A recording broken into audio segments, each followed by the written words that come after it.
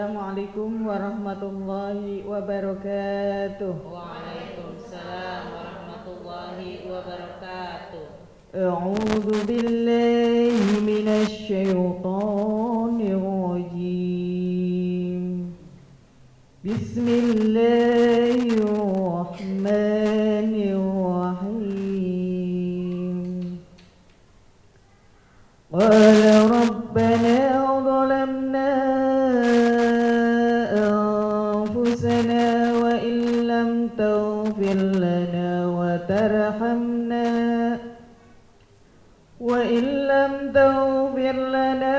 tarhamna lanakunanna minal khasirin. Qala bitu ba'dukum li ba'din adum walakum fil ardi mustaqarrun wa mata'un ilahin. Qala fiha tahyawna wa fiha tamutuna wa minha tusrajun. Sadaqallahul azim.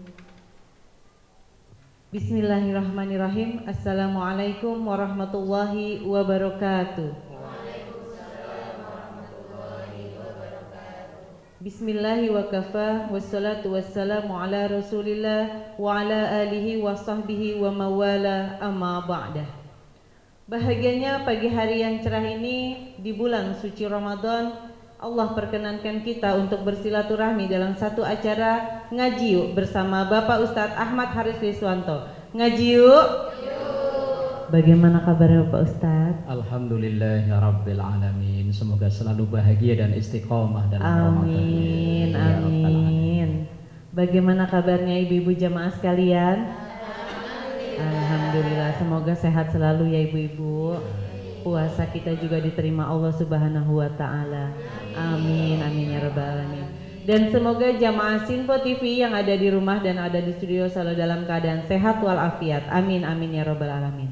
Pagi hari ini Bapak Ustadz akan memberikan kajian materi tentang tema i'tiraf. Apa itu i'tiraf? Tahu nggak Bu? Belum sama, saya juga belum. Jadi kita pagi hari ini akan mendengarkan pengertian tentang i'tiraf. Siap Ibu untuk mendengarkan? Siap. Baiklah jamaah Sinpo TV yang ada di rumah dan ada di studio, marilah kita simak bersama-sama apa arti dari i'tiraf bersama Bapak Ustadz Ahmad Haris Liswanto. Silahkan Bapak. Baik. Bismillahirrahmanirrahim. Assalamualaikum warahmatullahi wabarakatuh. Alhamdulillahi wahdah. Wassalatu wassalamu ala rasulillah wa ala alihi wa ashabihi wa man tabi'a rusydah, amma ba'dah. Jamaah sekalian dan pemirsa Sinpo TV dimanapun berada, as-saimin as-saimat yang semoga selalu kuat dan istiqamah dalam menjalani aktivitas Ramadan yang wajib maupun yang sunnah. Pagi ini kita akan ngobrol atau ngaji tentang i'tiraf. Mungkin bahasa ini agak asing, tapi bagi orang-orang tertentu nggak asing lagi. Karena i'tiraf ini pernah jadi judul syair lagu yang dibawakan dulu grup musik ya, grup musik religi yang cukup terkenal. Yang syair ini diambil dari Abu Nuwas atau Abu Al-Itahiyah namanya. Yang cukup populer bahkan banyak dikumandangkan di masjid, di musola di kesempatan-kesempatan tertentu. Yang i'tiraf itu kalau diterjemahkan artinya pengakuan diri. Kita sadar diri kita ini siapa. Ilahi lastu lil firdausi ahla wala aqwa 'alan naril jahimi fahabli taubatan waghfir dhunubi fa innaka ghafirudz dzambil azimi. Ilahi, ya Tuhanku, Lastulil firdausi ahla. Saya ini kalau masuk surga firdaus, masuk surga enggak pantas. Kita sadar ya, kita tahu amal kita berapa, sholat kita bagaimana, puasa kita seperti apa, kan kita tahu. Apa pantas masuk surga? Dibanding dengan para pejuang-pejuang dulu yang rela menyerahkan nyawanya untuk Islam.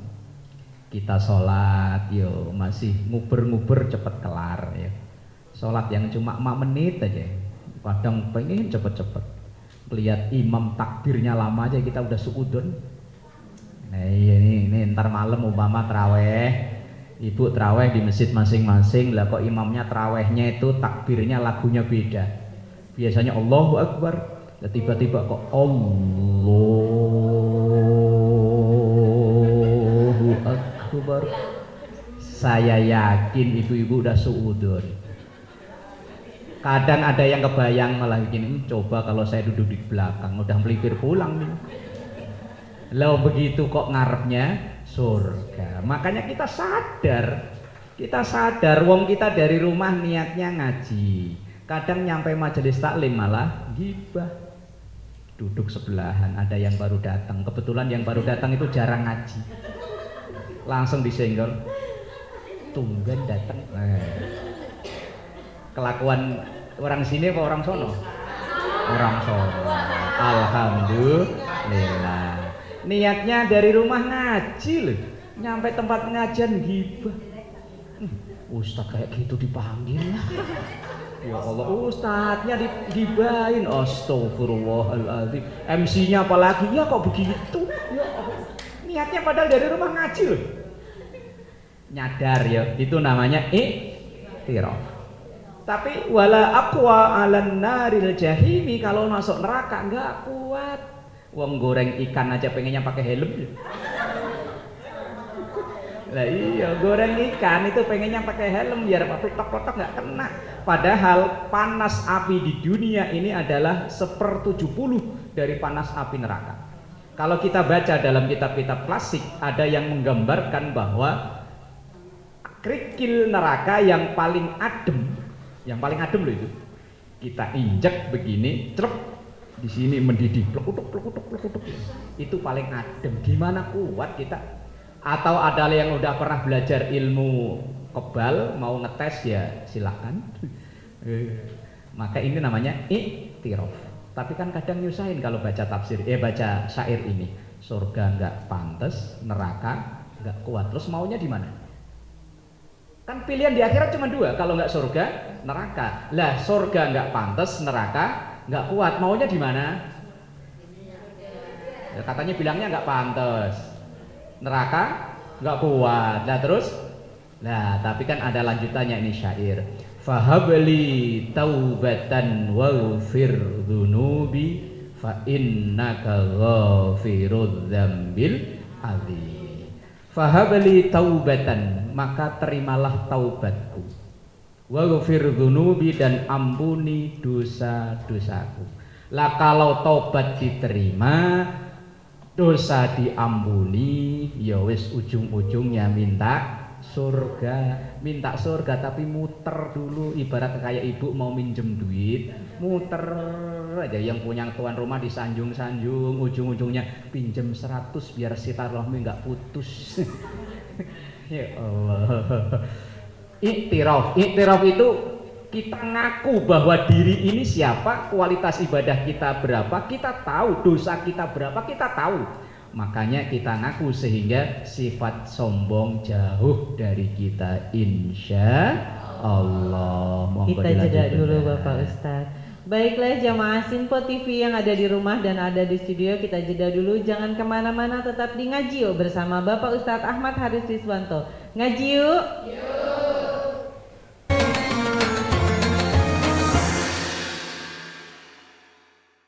Terima kasih jemaah Sinpo TV yang ada di rumah dan ada di studio, masih tetap di sini di Ngaji Yuk bersama Bapak Ustadz Ahmad Haris Riswanto. Ngaji yuk. Masih semangat ibu-ibu?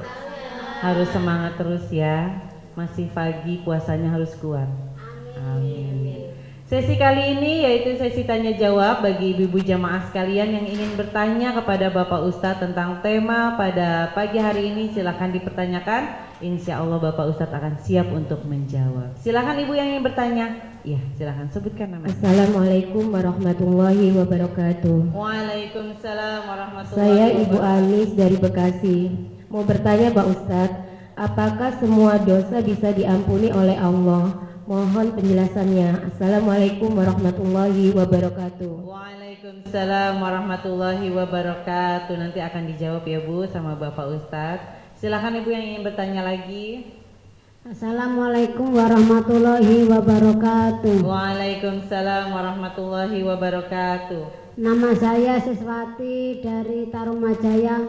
Mohon bertanya Pak Ustadz, apakah pahala dosa bisa dirasakan masih di dunia? Mohon penjelasannya. Wassalamualaikum warahmatullahi wabarakatuh. Waalaikumsalam warahmatullahi wabarakatuh. Ada 2 pertanyaan dan akan langsung dijawab oleh Bapak Ustadz. Silahkan Bapak Ustadz. Baik, jamaah yang dimuliakan Allah dan juga pemirsa Sinpo TV yang berbahagia. Pertanyaan yang pertama, apakah semua dosa bisa diampuni oleh Allah? Allah akan mengampuni semua dosa hamba-hambanya selama hambanya itu mau meminta ampunan. Segala dosa, apalagi kalau yang hablum minallah, asal kita sudah memohon ampun kepada Allah, maka dosa kita diampuni oleh Allah. Tapi kalau dengan sesama manusia harus ada tambahan satu, yaitu kita meminta maaf terlebih dahulu kepada yang bersangkutan. Sampai kapan Allah akan membuka pintu maaf? Innallaha yaqbalu taubatal abdi ma lam yughargir. Allah akan selalu membukakan pintu taubat atau menerima taubat dari seorang hamba malam yughargir, selama nyawa atau nafas belum hanya tinggal di tenggorokan. Lah kalau nafas udah, kalau bahasanya orang seberang sono katanya tinggal Senin sama Kamis, Selasa, Rebu libur, Kamis, Jumat, Sabtu, Minggu libur, Senin baru napas lagi. Asal nyawa masih ada dan belum hanya tinggal di tenggorokan, maka Allah masih membuka pintu maaf. Kemudian yang kedua, apakah pahala dan dosa bisa dirasakan di dunia? Ibu ngerasa enggak? Kalau lagi banyak pahala atau banyak dosa ya? Enggak ngerasa ya? Enggak beda jauh sih masalahnya ya. Inilah bedanya umat Nabi Muhammad dan umat yang terdahulu. Umat yang terdahulu ketika mereka melakukan dosa, apalagi yang dosa besar, azabnya kes, langsung diazabkan atau ditimpakan oleh Allah kepada mereka. Umat Nabi Nuh alaihi salam ketika didakwai, Nabi Nuh nggak mau, menentang Nabi Nuh, bahkan menghalang-halangi dakwah Nabi Nuh. Nabi Nuh udah habis kesabarannya, doa langsung diazab. Umat-umat Nabi yang lain begitu. Umat Nabi Musa malah lebih serem lagi. Ketika Nabi Musa akan berkhalwat, umatnya dititipkan kepada Nabi Harun, saudara sepupunya. Umatnya ini akhirnya menyembah anakan sapi. Ketika Nabi Musa kembali ngelihat umatnya pada nyembah anakan sapi tadi, Nabi Musa marah nggak ketulungan. Akhirnya memohon pada Allah turun perintah untuk bunuh diri. Serem loh. Umat Nabi Musa dosa besar, langsung perintahnya bunuh diri. Tapi umat Nabi Muhammad sallallahu alaihi wasallam sebesar apapun dosa, azabnya masih ditangguhkan, kecuali 2. Ada 2 dosa yang azabnya tidak nunggu di akhirat, langsung sekarang dirasakan. Isnani yu'ajjilahumullahu fid dunya. Ada 2 dosa yang azabnya disegerakan di dunia, yaitu yang pertama al-baghy, zina. wa uququl walidain, dan durhaka terhadap kedua orang tua. Dua dosa ini diazabnya oleh Allah langsung saat ini di dunia. Ketika ada pelaku zina, mungkin ia sepertinya tertawa bahagia, tapi batinnya akan tersiksa. Sepertinya ia memeroleh duit yang tidak sedikit, tapi duitnya itu akan habis dan tidak ada ketenangan dalam batinnya. Itu sudah termasuk azab. Dan azab yang sampai sekarang dokter belum menemukan, masih angkat tangan, ya sebabnya karena zina. HIV belum ada obatnya. Itu akibat. Yang kedua, dosa yang azabnya langsung ditimpakan oleh Allah di dunia tanpa nunggu nanti di akhirat adalah uququl walidain, durhaka terhadap kedua orang tua. Gak ada orang sukses di dunia ini orang yang berani kepada orang tuanya. Dan sebaliknya, kesuksesan seorang anak walaupun bapak emaknya mungkin buta huruf, orang kampung, orang pelosok, anaknya bisa jadi apa saja, ketika ia berangkat disertai doa dan restu dari orang tua, dan anak sedikit pun tidak pernah berhenti untuk mendoakan orang tuanya, itu tanda kesuksesan. Tapi sebaliknya, ketika seorang anak sudah mulai lupa untuk mendoakan orang tuanya, minimal walaupun dengan Robbi gufirli wali walidayya warhamhuma, walaupun ia saat itu dalam puncak kesuksesan, akan makin turun dan akan jatuh. Dan contohnya sudah begitu banyak orang-orang yang durhaka kepada orang tuanya dibikin nyungsep oleh Allah. Mulai dari zaman Rasulullah ada kisah siapa? Masih ingat? Di zaman Rasulullah anak yang durhaka kepada orang tua? Pura-pura lupa. Ntar giliran disebut namanya, oh iya. Kata kayak pompa air yang baru nyala baru dipancing. Siapa?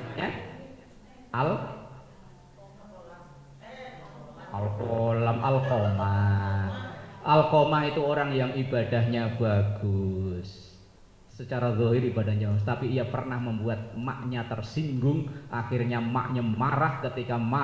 Ketika ia meninggal, sakaratul mautnya susah, sampai Rasulullah bilang, ya udah kalau maknya nggak mau maafin, ini orang sakaratul maut daripada kelamaan bak.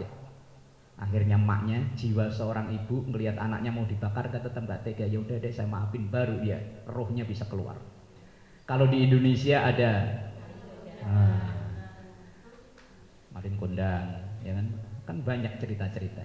Nah, dosa dan pahala aslinya bisa dirasakan dunia. Ketika dalam hati kita ada ketentraman, ketenangan batin, itu bagian dari pahala. Ketika hati ini kok gelisah, gundah, apa bahasa sekarang, galau, padahal semuanya fasilitas serba ada kok masih terasa galau, itu tanda-tanda dosa banyak di dia. Wallahu a'lam bishawab. Kita jeda dulu Bapak Ustadz. Baiklah jamaah Sinpo TV yang ada di rumah dan ada di studio, kita jeda dulu. Jangan kemana-mana, tetap di Ngaji Yuk bersama Bapak Ustadz Ahmad Haris Riswanto. Ngaji yuk.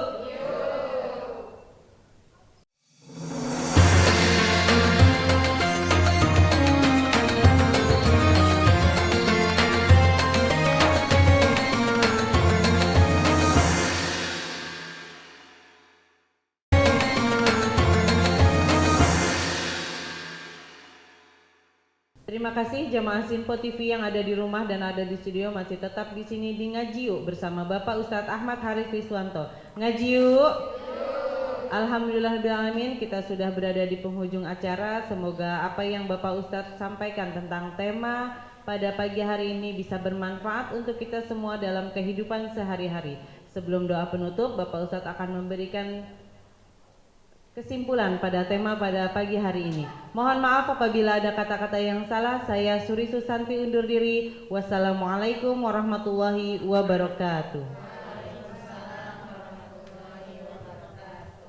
Jemaah yang dimuliakan Allah dan juga pemirsa Sinpo TV, as-shaimin was-shaimat yang semoga selalu istiqomah.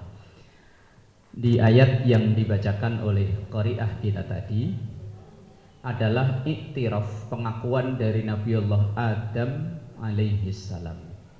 Ketika ia dilarang oleh Allah, wala taqraba hadhihi syajarata fatakuna minadh-dhalimin. Segala yang ada di surga silahkan nikmati, tapi satu saja pantangannya, wala taqraba hadhihi syajar. Jangan dekati ini pohon. Dekat-dekat aja jangan, apalagi sampai ngambil, apalagi sampai makan. Dekat-dekat saja nggak boleh. Tetapi karena bujuk rayu sang istri, makanya kadang laki-laki itu awalnya orang baik. Lakinya orang jujur, lugu, dikompor-komporin sama istri. Bang, tetangga sebelah gelangnya segede pelek becak. Mosok kali gelang karet mulu bang. Akhirnya laki demi sayang kepada istri, akhirnya di kantor main sabet sana sini, dikandangin KPK. Nabi Allah Adam itu orang baik, orang jujur, dikompor-komporin. Bang, yang dilarang itu kayaknya bang. Akhirnya makan, akhirnya diusir oleh Allah, dikeluarkan dari surga. Dan dalam pengakuan kesalahan itulah beliau membaca doa, Rabbana zalamna anfusana wa illam taghfir lana wa tarhamna lanakunanna minal. Ini pengakuan Nabi Allah Adam. Rabbana, ya Allah Tuhan kami, zalamna, kami menzolimi diri kami sendiri. Dilarang jangan deket-deket, saya malah bukan hanya deket-deket tapi yang ngambil ya makan. Zalamna anfusana, kami menzolimi diri kami sendiri. Wa illam taghfir lana, dan seandainya engkau ya Allah enggak mengampuni kami, wa tarhamna, dan merahmati kami, lanakunanna minal khosirin, maka aku atau kami termasuk dalam kelompok orang-orang yang rugi. Ini pengakuan Nabi Allah Adam alaihissalam. Kemudian dalam doa yang lain yang juga pengakuan adalah doa Nabiullah Yunus alaihissalam. Ketika ia lari dari tanggung jawab untuk berdakwah di kampungnya, di kaumnya, ia naik ke kapal.